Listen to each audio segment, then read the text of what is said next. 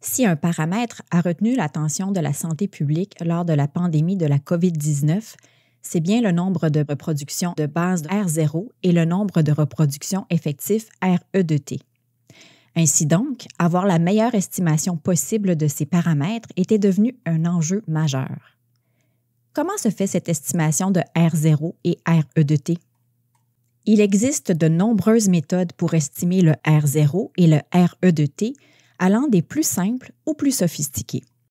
Il existe même une fonctionnalité dans le logiciel R pour estimer R0 et RE de T, ce qui est une aubaine car cela nous évite d'être confrontés à des équations mathématiques qui peuvent être un cauchemar à résoudre.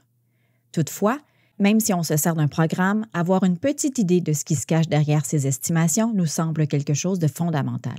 On a vu dans les capsules précédentes, pour un modèle de type SIRS, que l'équation de la variation de I au cours du temps peut s'écrire DIT sur DT est égal à bêta STIT sur N moins, entre parenthèses, gamma plus mu multiplié par IT, que l'on peut aussi écrire DIT sur DT qui est égal à lambda T IT. Donc, lambda T est égal à, entre parenthèses, bêta ST sur N moins, entre parenthèses, gamma plus mu. Si lambda T est positif et constant, nous avons une croissance exponentielle. C'est ce que l'on a en début d'épidémie. Et lambda 0 est le taux de croissance exponentielle initiale ou encore appelé la force d'infection initiale. Et si on calcule le log de IT, on obtient l'équation suivante, dont la représentation graphique est une droite de pente lambda 0 avec le temps t pour l'axe des abscisses. Si on reprend la formule mathématique de lambda t que l'on vient de voir, celle-ci peut aussi s'écrire ainsi. Nous avons vu précédemment que R0 est égal à bêta sur gamma plus mu et que RE de t est égal à R0 multiplié par ST sur N. Précisons que RE de t et RET sont simplement deux écritures équivalentes. Nous conserverons l'écriture RE de t dans le reste de la capsule, comme nous l'avons fait dans les capsules précédentes. Donc, on peut écrire lambda t en fonction de RE de t. Lambda t est égal à, entre parenthèses, gamma plus mu, multiplié par, entre parenthèses, RE de t moins 1. Donc, on obtient RE de t qui est égal à 1 plus lambda t sur gamma plus mu.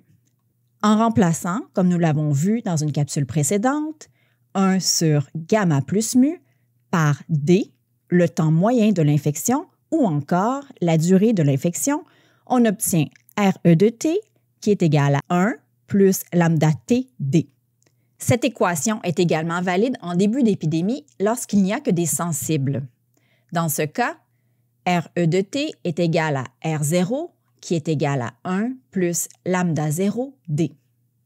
Prenons comme exemple pour appliquer ceci l'une des courbes épidémiques de l'évolution du nombre de cas de COVID-19 au printemps 2020 au Canada lors de la première vague. Nous allons supposer que la population se mélange de façon aléatoire, randomly mixing population. Au début d'une épidémie, on a souvent accès au nombre de nouveaux cas et non au nombre de cas. Pour les maladies épidémiques à courte durée de période infectieuse, ces deux valeurs évoluent de façon similaire dans le temps, elles ont la même pente. On peut donc calculer R0 et le RE de t avec la courbe de nouveaux cas par unité de temps. Cette courbe peut se transformer en log de nouveaux nombres de cas. Nous pouvons ajuster une ligne entre le temps et le log du nombre de cas observés par unité de temps. La pente de cette courbe correspond à la variation du logarithme du nombre de nouveaux cas par unité de temps. Ça vous dit quelque chose? Et oui, c'est le lambda 0 de notre formule pour le R0. Avec R0 qui est égal à 1 plus lambda 0 D, et D est la durée de la période infectieuse qui est égale à 1 sur gamma plus mu. On peut ainsi calculer le R0 à partir de notre pente calculée, lambda 0, et la durée de la période infectieuse D. Imaginons que l'épidémie continue de se propager. Essayons d'appliquer ceci avec quelques chiffres. Les sensibles ne représentent plus que 40 % de la population. La force d'infection est alors moindre, mais on peut toujours l'estimer en utilisant, comme précédemment, la pente de la droite avec les logs du nombre de nouveaux cas. De nombreux logiciels permettent d'estimer à partir d'une série de points, à peu près rectilignes, la droite de régression et donc la pente de la droite. Ici, imaginons que l'augmentation du nombre de cas est de 10 % en 7 jours, lambda de t qui est égal à 0,1 sur 7, et que la période infectieuse est de 7 jours, d'où d est égal à 7. Donc, lambda td est égal à 0,1 sur 7 multiplié par 7, qui est égal à 0,1. Et RE de t, qui est égal à 1, plus lambda td, qui est égal à 1, plus 0,1, qui est égal à 1,1. Or, nous venons de voir que ST sur N, qui est la proportion de sensibles dans la population, est de 40 %. RE de t, qui est égal à 1,1, qui est égal à R0 multiplié par, entre parenthèses, ST sur N, d'où R0, qui est égal à RE de t sur ST sur N, qui est égal à 1,1 sur 0,4, qui est égal à 2,75. On a procédé ainsi pour estimer le RE de t lors de l'épidémie de COVID. La durée de la semaine correspond à D, la durée de l'infection. En représentant le log du nombre d'infectants, soit le log du nombre de nouveaux cas au cours du temps, nous obtenons ceci. Lambda t correspond à la pente de la droite, donc lambda t est égal à ln it plus d moins ln it sur t plus d moins t, dont le dénominateur peut être simplifié par d, qui est égal à ln it plus d moins ln it sur d. De même, le numérateur peut être simplifié par ln, entre parenthèses, it plus d sur it sur d, ce qui est équivalent à E lambda td qui est égal à it plus d sur it.